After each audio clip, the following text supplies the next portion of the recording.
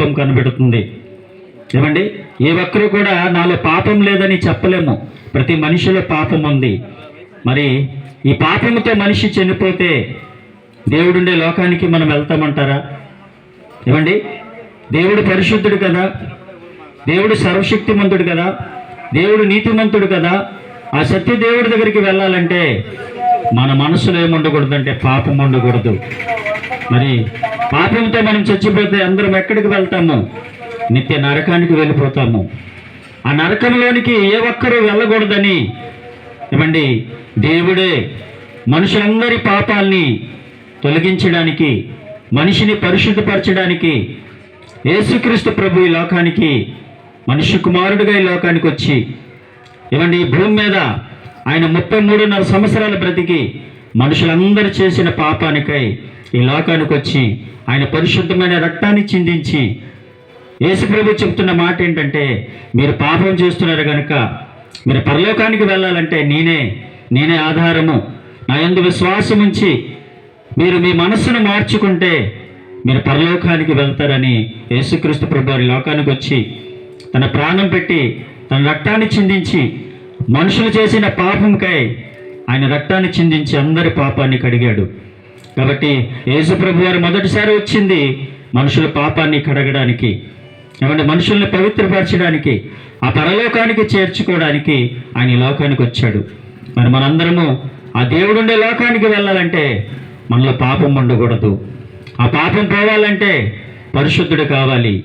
ఏమండి, అట్టి పరిశుద్ధుడు ఎవరైనా ఉన్నారంటే భూమి మీద కానీ ఆకాశం ముందు కానీ మరి ఏ నామములో రక్షణ లేదు. ప్రభు యేసుక్రీస్తు నామములోనే రక్షణ ఉంది. ఆయన సర్వలోకానికి రక్షకుడు. యేసు అనే పేరుకి అర్థం ఏంటంటే రక్షకుడు. దేని నుంచి రక్షిస్తాడంటే దుర్నీతి నుండి రక్షిస్తాడు, పాపం నుండి రక్షిస్తాడు. ఏమండి, మనల్ని మంచి మార్గంలోనికి నడిపించే దేవుడు. కనుక ఈ మాటలు మీకు ప్రకటిస్తున్నాం. దయతో ఒకసారి ఆలోచన చేయండి. దేవుడుండే లోకానికి వెళ్ళాలంటే మనము ఏమీ మార్చుకోక్కర్లేదు, కానీ మన మనసు మార్చుకోవాలి. ఏమండి, ఎవరైతే మనసు మార్చుకుంటారో ఏమండి వారందరూ కూడా పరలోక రాజ్యానికి వెళ్తారు. యేసుక్రీస్తు ప్రభు ఈ లోకానికి వచ్చిన తర్వాత ఆయన్ని ఏం చేశారంటే ఆ సిలువలో అందరూ కూడా ఆయన్ని చంపివేశారండి. ఆ సిలువలో చనిపోయినప్పుడు కూడా యేసు ప్రభు ఒక మంచి మాట అన్నారు, నా కొరకు కాదు మీ పిల్లల కొరకు, మీ కొరకు ఏడవండి అన్నాడు. ఎందుకంటే మనం ఒకళ్ళ పాపముతో మనం చనిపోతే దేవుడుండే లోకానికి, ఆ మహాలోకానికి మనం వెళ్ళలేం. కాబట్టి యేసు ప్రభు చెప్తున్న మాటలు జ్ఞాపకం చేసుకుందాం. అవండి, అందుకే యేసు ప్రభు వారు అంటున్నారు, ప్రయాసపడి భారం మోస్తున్న సమస్త జనులారా నా వద్దకు రండి, మీకు విశ్రాంతి నిన్ను కలుగు చేస్తానంటున్నాడు.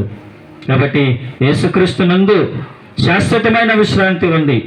యేసుక్రీస్తు నందు శాశ్వతమైన సంతోషం ఉన్నది. కాబట్టి ఆలోచన చేయండి. యేసు ప్రభు చనిపోయి సమాధి చేయబడి 3వ దినమున తిరిగి సజీవుడిగా లేచిన దేవుడు, పునరుద్ధానుడే తిరిగి లేచిన దేవుడు. కనుక ఆయన మరలా రాబోతున్నాడు, రానే ఉన్నాడు. ఈరోజు వస్తాడో రేపు వస్తాడో తెలీదు. కాబట్టి ఈ మాటలు వింటున్న అందరము కూడా ఆ దేవుడుండే పరలోకానికి వెళ్ళడానికి మనం ఒకటే చేయాలండి. ఈ భూమి మీద మన పాపాన్ని విడిచిపెట్టి దేవుని కొరకు నీతిగా పరిశుద్ధంగా బ్రతికితే దేవుడుండే లోకానికి వెళ్తాము. ఆయన ఎవరైతే పరిశుద్ధంగా బ్రతుకుతున్నారో వాళ్ళని తీసుకెళ్ళడానికి దేవుడు రెండోసారి రానే ఉన్నాడు. కాబట్టి ఈ మాటలు వినిన మీ అందరూ కూడా ఆలోచన చేయండి. ఏమండి, క్రీస్తునందు విశ్వాసం ఉంచిన వారికి ఏ శిక్షా విధి లేదు అని పరిశుద్ధ గ్రంథమైన బైబిల్లో రాయబడి ఉంది.